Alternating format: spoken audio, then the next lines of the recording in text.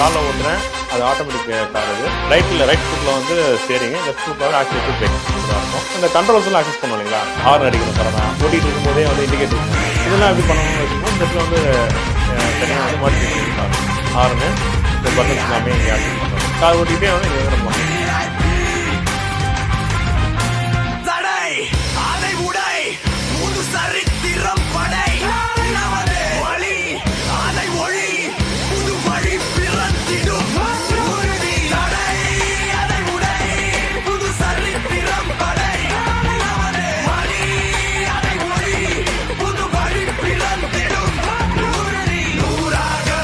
நூறாக தொட்ட இடமெல்லாம் தூளாக